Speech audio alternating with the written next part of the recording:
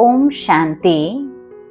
सुनी अनसुनी कहानियों के सफर में हम सुन रहे हैं आदरणीय हृदय पुष्पा दादी जी का अनुभव।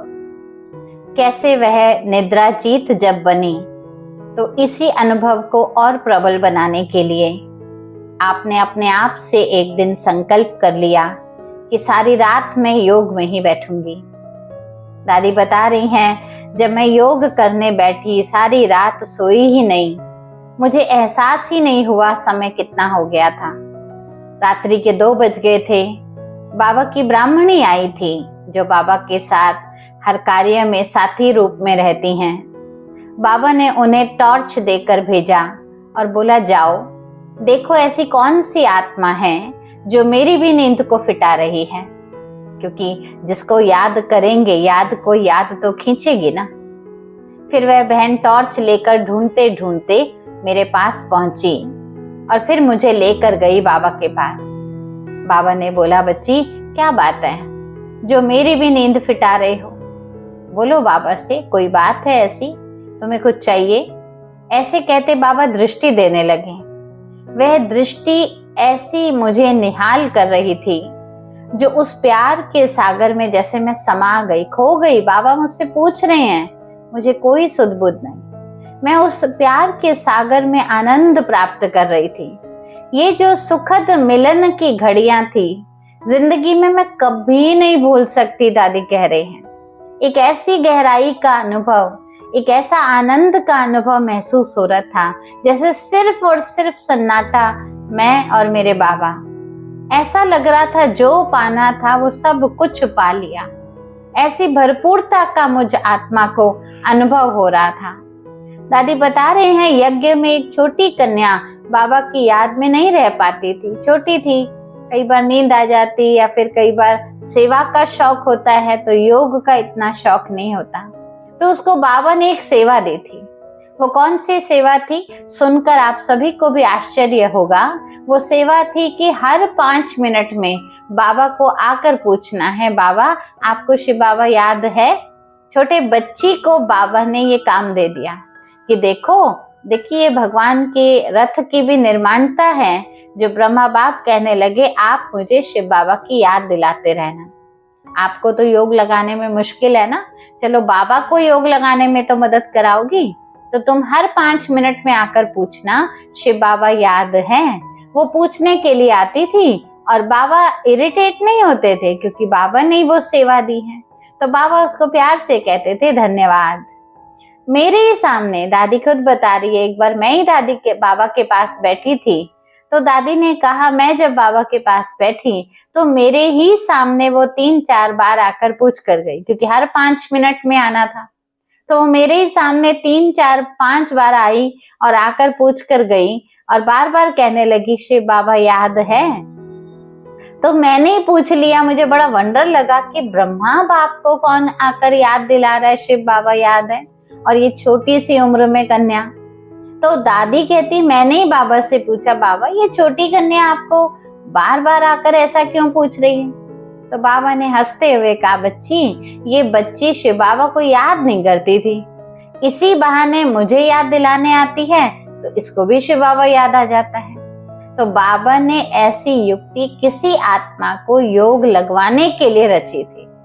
तो देखिए प्यारे बाबा हैं जो इतने निरअहंकारी, जिनका इतना कनेक्शन शिव बाबा के साथ, लेकिन अपने कनेक्शन को भी किसी आत्मा के निमित्त निर्माण करके निरअहंकारिता के भाव से उस बच्ची का योग अच्छे से अच्छा भगवान से लग सके, उसके लिए, उस बच्ची के कल्याण के लिए बाबा ने अपना अहंकार भी त्यागा और बोला, मुझे याद दिला देना था। तो देखिए ऐसे निरअहंकारी कल्याणकारी बाबा हम बच्चों के लिए भिन्न भिन्न युक्तियां रचते थे। प्यारे बाबा का अपकारियों पर भी कैसे उपकार करते हैं, ये सब भी हमने बाबा के चरित्रों से सीखा। दादी बता रही हैं, बाबा के एक एक कर्म प्रदर्शित करते थे कि कैसे बाबा अपकारियों का भी उद्धार करने की जिम्मेवारी लेते हैं। एक यज्ञ का पला हुआ भाई, बाबा यज्ञ का पला हुआ का अर्थ होता है जो बाबा के ही साथ ईश्वरीय सेवाओं में समर्पित रूप से सेवा दे रहा था।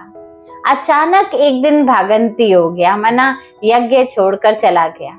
और जब चला गया तो जाने वाला तो कोई भी अपनी गलती तो नहीं गाएगा ना, वो जाकर यज्ञ की ग्लानि करने लगा। वहां तो ऐसे होता है, वहां ये मिलता है, सब ऐसे ही है, मना कुछ ना कुछ बुराइयां करने लगा। उसको मेरे द्वारा बाबा ने एक पत्र भिजवाया। बाबा ने हृदय पुष्पा दादी जी को बोला, बच्ची उस बच्चे को बाबा की ओर से पत्र लिखो। जिस पत्र में लिखा था, आ लौट के आजा मेरे मीत, तुझे मेरे गीत बुलाते हैं। तो बच्चे, मीठे बच्चे आ जाओ, फिर से आ जाओ। आप सोचिए, वो निंदा कर रहा है, वो अपकार कर रहा है, लेकिन भगवान कैसे अपकारियों पर भी उपकार करना सिखाते हैं, वो पत्र के द्वारा मुझे अनुभव हुआ। और जब मैंने उस व्यक्ति को पत्र पहुंचाया तो उसने पूछा, यदि मैं अभी जाऊंगा, मैंने तो बहुत कुछ उल्टा सुल्टा बोला है, लेकिन क्या मैं अभी अगर जाऊंगा तो बाबा मुझे उसी दृष्टि से देखेंगे जिससे पहले देखा करते थे? क्या बाबा के मन में मेरे प्रति कोई ऐसी भावना तो नहीं आएगी? तो मैंने बाबा की तरफ से श्योरिटी दी। मैंने कहा हाँ, क्यों नहीं, पत्र को देखो तो सही, बाबा ने पत्र कितने प्यार से लिखा है। तो उन्होंने बोला, मैंने पत्र तो खोला ही नहीं है, लेकिन पत्र देख कर ही मुझे लगा कि मैंने इतना कुछ गलत बोला, तो इस पत्र को पढ़कर अगर मैं दोबारा जाना भी चाहूंगा तो मेरे जाने का फायदा क्या होगा? तो दादी ने कहा, एक बार पत्र खोलकर पढ़ तो लो। और जैसे ही उसने पत्र को दोबारा अच्छे से खोलकर पढ़ा, ऊपर ऊपर से नहीं पढ़ा था, अच्छे से खोलकर पढ़ा, तो वो एकदम घायल हो गया और अंदर से इतना भाव विभोर हो गया कि मैं जिसकी इतनी ग्लानि कर रहा हूँ, निंदा कर रहा हूँ, अपकार कर रहा हूँ, वो परमात्मा प्रेम का सागर फिर भी मेरे उपकार के लिए, कल्याण के लिए मुझे बुलावा और निमंत्रण भेज रहे हैं, वो भी घर आकर बुलावा दिलवा रहे हैं। आप सोचिए, इतना भाव विभोर हुआ जो तुरंत वो बाबा से मिलने चला गया, क्योंकि ज्यादा दूर नहीं था, बाबा पांडव भवन के सामने ही खड़े थे। तो बाबा ने देखते ही उसको इतनी स्नेह भरी दृष्टि दी। ऐसा नहीं कि ये क्यों आया है, मैं नहीं मिलूंगा, नहीं, वो ज्ञान का सागर भी है तो प्रेम का सागर भी है। उन्होंने इतनी स्नेह भरी दृष्टि पकड़ाई जो बस वो एकदम गले लग गया। बाबा ने भी उसको बहुत जोर से गले लगाया और उस रूप को देखकर, उस मिलन को देखकर, वो घड़ियों को देखकर दादी अंदर से सोचने लगी, मन ही मन इतनी मंत्र मुग्ध हो रही थी, सोचने लगी, वाह बाबा वाह, आप कितने उपकारी हो। मना ये रूप हम सिर्फ चरित्र के रूप में गा नहीं रहे हैं, हम भगवान को देखकर समझ पा रहे हैं कि बाबा कितने उपकारी हैं। जिसने इतनी ग्लानि करी, जिसने गाली तक दी, उसे भी अपना बना लिया। ये है इंसान और भगवान का अंतर। जिसने मुझ जैसे पापी विकारी को भी फिर से अपना बना लिया, ये था अपकारी पर उपकार करने का दृश्य जो दादी अपनी आंखों से देखा हाल हमको बता रही हैं। दादी बता रहे हैं कि कराची में 14 वर्ष तपस्या करने के बाद हम जब माउंट आबू आ गए तो यहाँ हम 400 भाई बहन एक ही संगठन में रहा करते थे।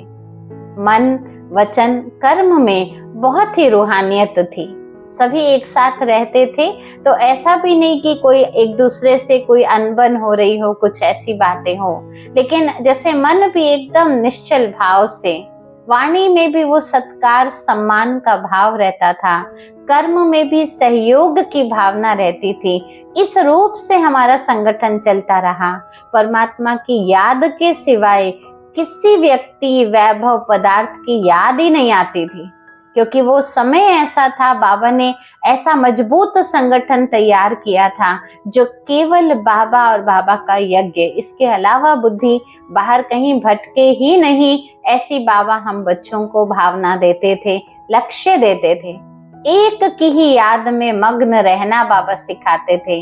वो जीवन यज्ञ का ऐसा जीवन था जो सबका जीवन बड़ा सात्विक, सत्कारी, संस्कारों से भरपूर और बहुत ही सुंदर। एक दूसरे को जब देखते भी थे तो कमियों की दृष्टि से नहीं देखते थे, हर एक को आगे बढ़ाने के लिए सम्मान भाव से देखते थे।